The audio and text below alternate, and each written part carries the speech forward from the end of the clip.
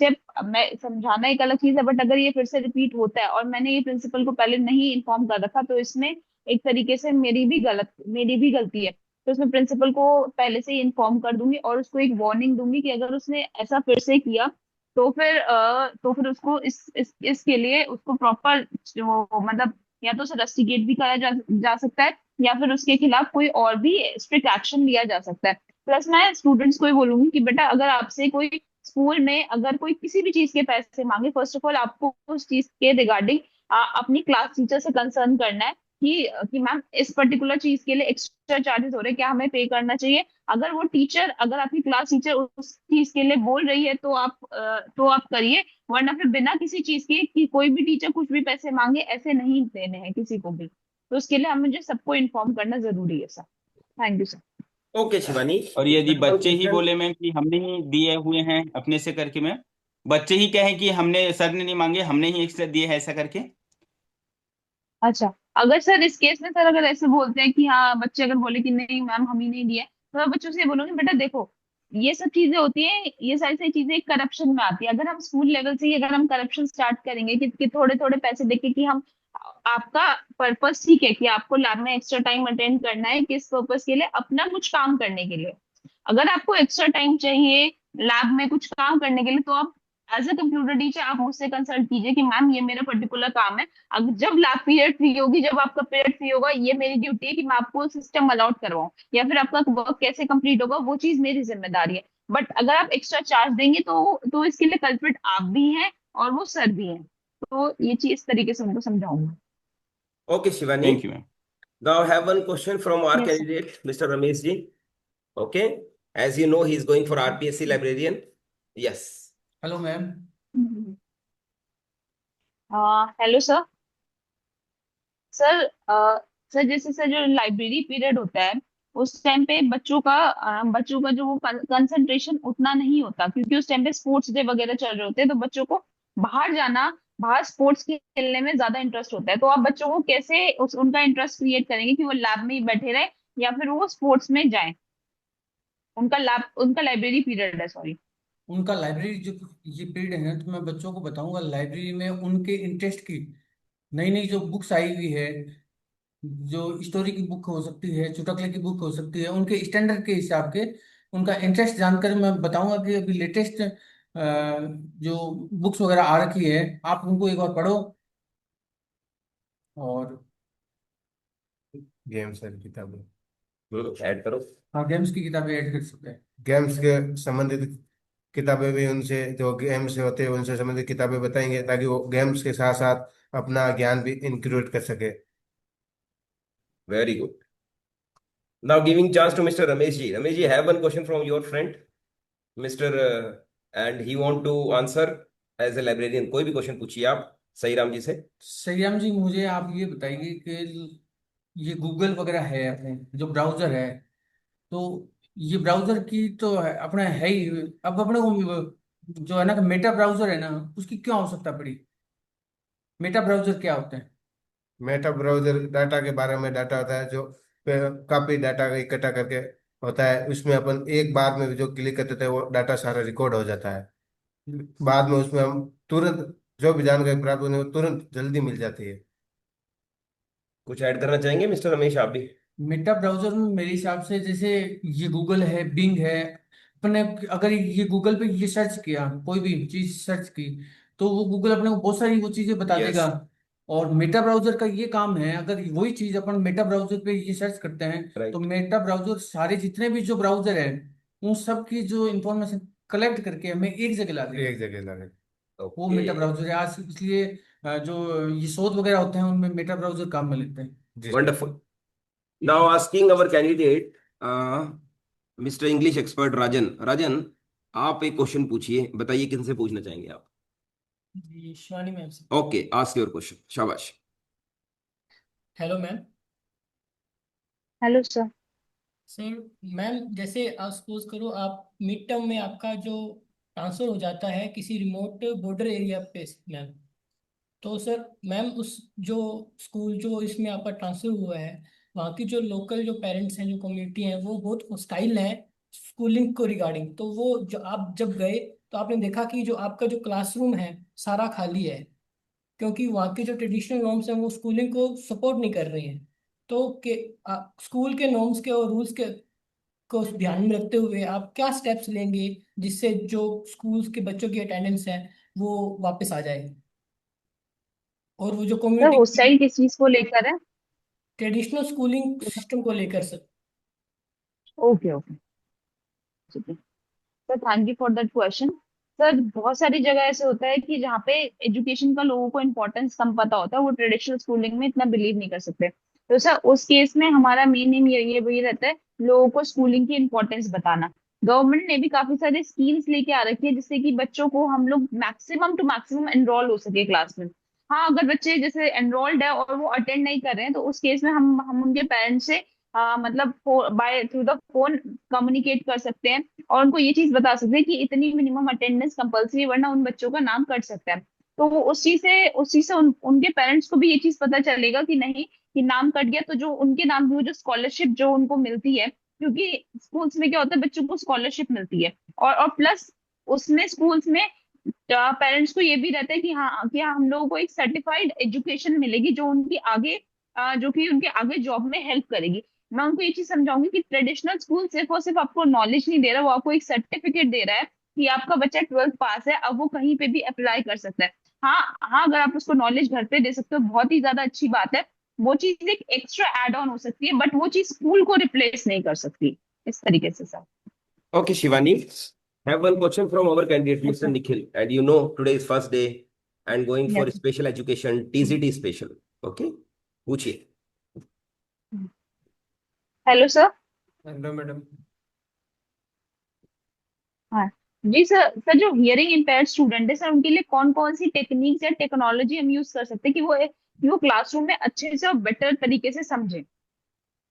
Ma'am उसके लिए हम एफएम सिस्टम का यूज कर सकते हैं, टेप रिकॉर्डर्स का यूज कर सकते हैं। अगर उसको ज़्यादा ही दिक्कत है सुनने में तो उसको behind the ear hearing aids का यूज कर सकते हैं, ताकि वो अपनी लर्निंग को अच्छे से कर सके और उसको लर्निंग में ज़्यादा डिफिकल्टी ना हो, और चीज़ों को उससे वो अच्छे से सुन सर पाएगा। टेप रिकॉर्डर कैसे यूज होंगे सर? अगर वो एफएम सुन ही नहीं सिस्टम मैम, पाता तो टेप रिकॉर्डर फ्रीक्वेंसी, कैसे? एफएम सिस्टम अच्छा। Madam, frequency modulator.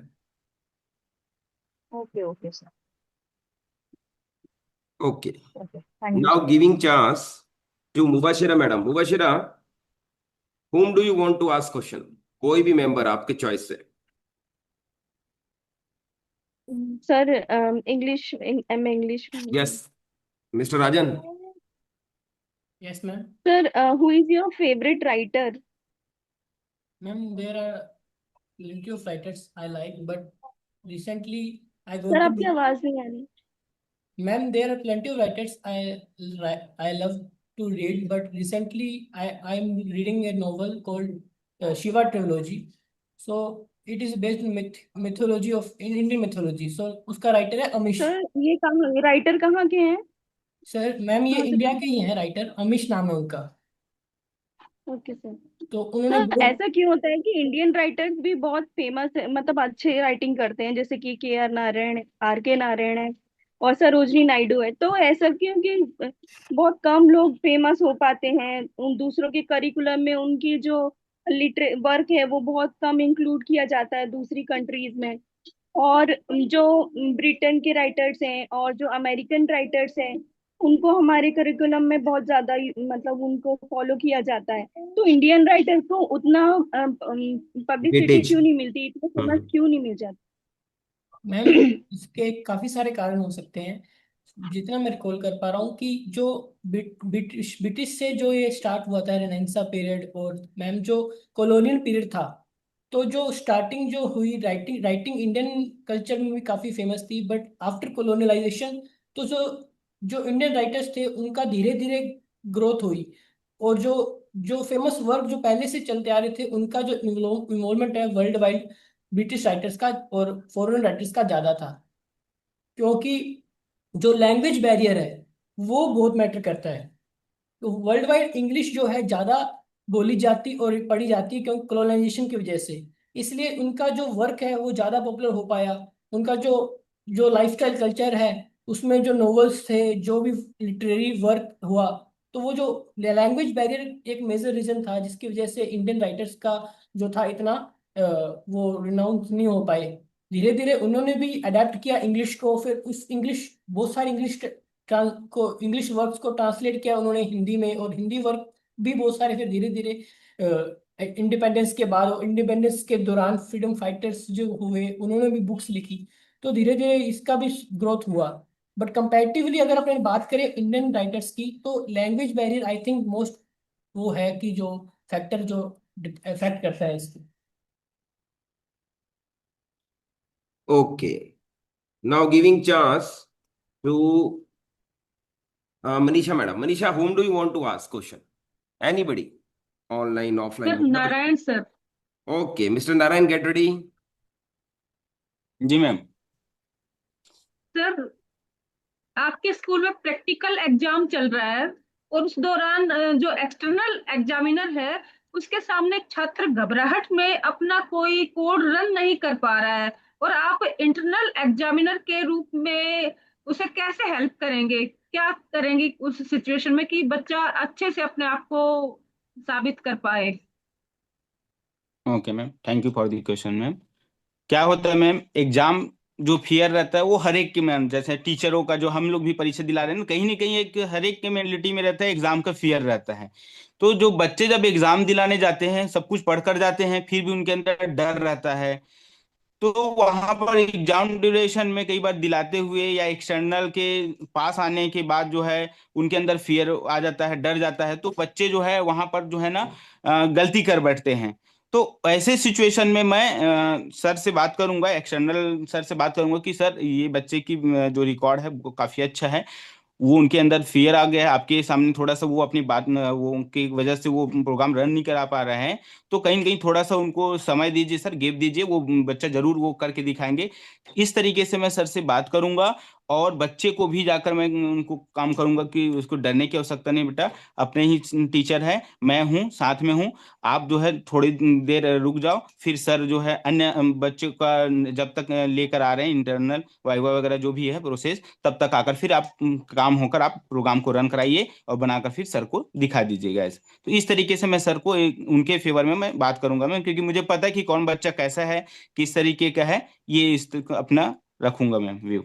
Thank you ma'am. There was a time when Manisha and Narayan came to us. और कोई दिन था जब नारायण जी का फर्स्ट डे था, और जो फियर वाली बात यस है सर। वो नारायण जी को जरूर थी, जो हमारे निखिल को है। जी जी सर। राइट। तो निखिल, सही नारायण ये सर। बिल्कुल आज निखिल आपकी तरह ही है, फर्स्ट डे है।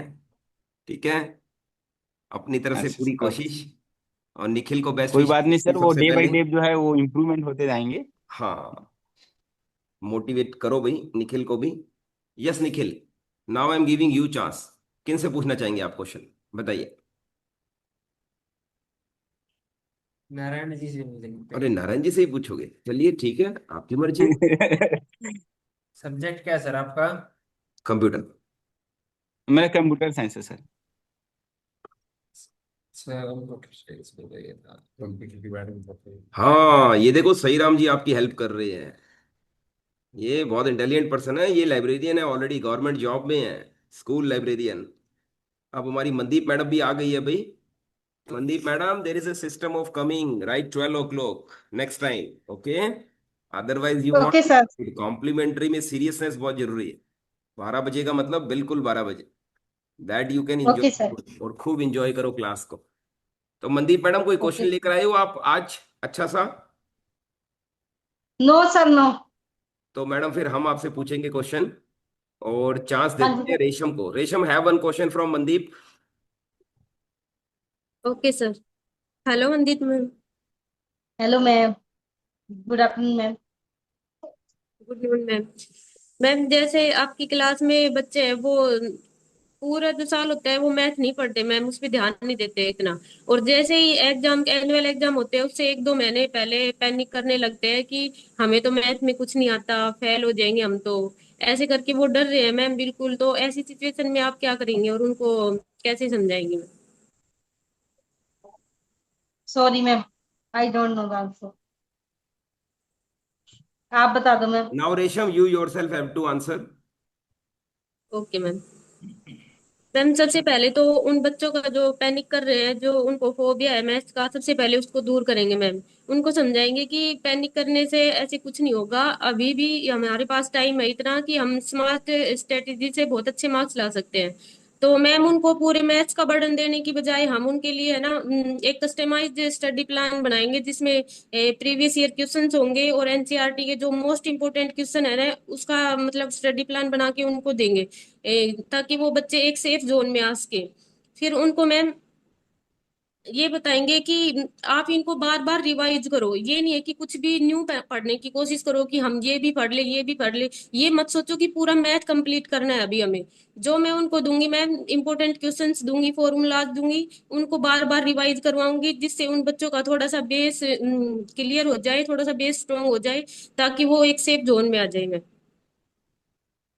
Okay ma'am. Okay. और स्टेप Now, मार्किंग के बारे में भी बताऊंगी उनको। जो लेंथ क्वेश्चंस होते हैं उसमें कई बार क्या होता है कि जो फाइनल आंसर होता है वो नहीं आ पाता मैं बच्चों से, तो उनको बताऊंगी कि मैथ्स में स्टेप मार्किंग होती है, कि जैसे इनिशियल स्टेप्स होते हैं और जो फॉर्मूलाज होते हैं वो सही लिखने पर भी अच्छे स्टैंडर्ड मार्क्स मिल जाते हैं मैथ्स में। okay. Thank you ma'am. Now giving chance to our candidate, he was about to ask question from Narayan. Yes, please. Sir इसमें स्टार टोपोलॉजी और बस टोपोलॉजी में क्या डिफरेंस है? Okay sir, thank you for the question sir. Sir ये जो topology जो है अपने एक नेटवर्क का एक मेथड है सर। नेटवर्क का कैसे हम एक संस्था कोई ऑर्गेनाइजेशन में जो हम नेटवर्क का जो हम लोग इस्टेब्लिश करते हैं उनका एक प्रकार है। तो जो स्टार टोपोलॉजी में क्या होता है सर कि एक सेंटर सर्वर होता है सर। सेंटर में एक कंप्यूटर होते हैं, उस सेंटर कंप्यूटर से जिसको हम सर्वर कर सकते हैं उनसे जो है क्लाइंट कंप्यूटर जुड़ा रहता है। स्टार आकृति में कंप्यूटर जुड़े रहते हैं। उसमें क्या होता है, यदि स्टार में यदि सर्वर का यदि कोई जो मिस्टेक होता है मतलब या डाउन हो जाता है सर्वर कंप्यूटर, यदि किसी कारणवश से खराब हो गया, तो फिर जो है सारे कंप्यूटर भी काम करना वर्क बंद कर देता है। ठीक है, तो ये चीज है सर। और इसका फायदा भी ये है सर कि हम पर्टिकुलर जिस सिस्टम में हम डेटा भेजना चाहते हैं उसमें डेटा भेज सकते हैं स्टार टोपोलॉजी में। वही आपने जो है कौन सा टोपोलॉजी बोले सर, एक सेकंड। बस टोपोलॉजी। बस टोपोलॉजी में क्या होता है सर, एक बस नुमा की आकृति में जो है कंप्यूटर को कनेक्ट किया जाता है। एक स्टार्ट में एक सर्वर होता है, उसके एक वायर कनेक्ट कर दिया जाता है एक लॉन्ग से, उसके लेफ्ट राइट जैसे एक क्लाइंट कंप्यूटर को जोड़ दिया जाता है सर। इसमें भी क्या होता है सर, इसमें भी सूचना जब भेजा जाता है तो इसमें प्रोसेस थोड़ा धीमा होता है सर, क्योंकि एक ही लाइन से यदि किसी लास्ट वाले कंप्यूटर को जैसे सूचना भेजना है तो एक रूट से ही, उसी रूट से सारे सिस्टम जुड़ा हुआ है, उसी रूट से जब जाता है तो इसमें जो है डेटा लीक होने की भी संभावना हो जाती है सर। तो ये इसमें डिफरेंट होता है सर। और थैंक यू अगर सर इसमें कोई जैसे 5 सिस्टम है, अगर उनमें से बीच वाला बंद हो जाता है तो आगे डाटा ट्रांसफर हो पाएगा या वो रन कर पाएंगे या नहीं? कौन से सिस्टम में बस सर? बस में सर। बस में सर बीच वाले यदि सिस्टम खराब हो गए तो डाटा ट्रांसफर होगा ना सर दूसरे सिस्टम में, क्योंकि एक केबल होती है। मेन इसका केबल रहता है सर, एक बैकबोन होता है। तो ये बैकबोन जो एक केबल होती है, ये यदि केबल डैमेज हो गया तो फिर सारे सिस्टम का फिर जो है कनेक्टिविटी बंद हो जाएगा सर। ये इसकी डिसएडवांटेज है sir. Thank you sir. Okay. Mr. Ramesh, whom do you want to ask? रेशम मैडम से पूछना चाहूंगा। Okay. Hello madam. Yes sir. Madam आप आर्ट्स से हेलो हो, सर। कॉमर्स से या साइंस से? Sir maths, PGT maths. कौन से सब्जेक्ट? Maths. मैथ से हो। मैडम आप मैथ से हो और अभी जैसे आपके पास आर्ट्स के और ये साइंस और जो ये कॉमर्स के स्टूडेंट भी है, और उस दिन जो कॉमर्स के टीचर और आर्ट्स के टीचर नहीं आए, तो उन बच्चों को भी आपकी क्लास में बिठा दिया, तो अब उन बच्चों को आप हाँ जी। क्या पढ़ाओगे? Okay sir. जैसे सर आर्ट्स में भी ये होता है कि आर्ट्स विद मैथ होता है सर, सब्जेक्ट नहीं मैडम, मैथ्स वो होता है 11th उसमें, के कॉमर्स में बच्चे भी हैं। मैथ्स होता है। मैडम वो 11th या 12th के बच्चे हैं, मान लो साइंस के और कॉमर्स के और आर्ट्स। आर्ट्स के। अब उनको आप ये कैसे पढ़ाओगे, क्या करोगे मतलब? सर ओनली आर्ट्स के है, मतलब उसमें आर्ट विद मैथ्स भी होता है सर, जैसे एक सब्जेक्ट। कॉमर्स में भी मैथ सब्जेक्ट होता है सर। ठीक है। इनमें जैसे कॉमन हो गया मैथ सर होता है, और थोड़ा थोड़ा यूज तो सर हर जगह होता है मैथ्स का, जैसे रियल लाइफ राइट। में भी होता है। तो उस बेसिस पे सर जैसे क्विज होती है वो कर सकते हैं बच्चों के बीच में। जो बेसिक मैथ्स होता है सर वो तो सबके ही काम आता है। जैसे आगे कॉम्पिटिटिव एग्जाम्स होते हैं तो उसमें आर्ट्स वालों के भी काम आएगा और कॉमर्स वालों के भी, और जो मैथ्स के बच्चे हैं उसको तो आएगा ही sir.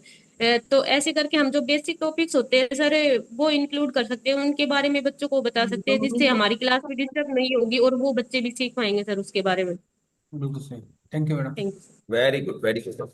Proud of you students, really, since limitation of time, and really it was really appreciable class. Everybody have participated a lot. Okay.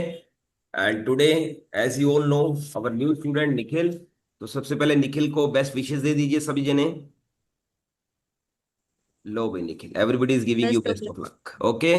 और हमारे मिस्टर रमेश जी को भी वार्म वेलकम, और अब वार्म फेयरवेल दीजिए, और हिज ब्रह्मस्तर day, and we want him that he should achieve success. और जहां तक मुझे लग रहा है इनका नॉलेज देखकर और इनके साथ डिस्कशन करके, इंटरव्यू देखकर, क्या लगता है सही Ram ji, he will get selected? बस बढ़िया लग रहा है, वास्तव में सिलेक्शन हो जाएगा, हो जाएगा। सरकार और कंफर्म हो जाएगा। और यही चीज मुझे सही राम जी के साथ लग रही है, इनका नॉलेज लेवल बहुत स्ट्रांग है, इनका जो सब्जेक्ट पे जो कमांड है वो मुझे बहुत अच्छी लगी आपकी। ओके मिस्टर सही राम। धन्यवाद सर है सर। तो मुमकिन है। Okay, thank you. तो students, best of luck, have a beautiful smile, bye bye all of you.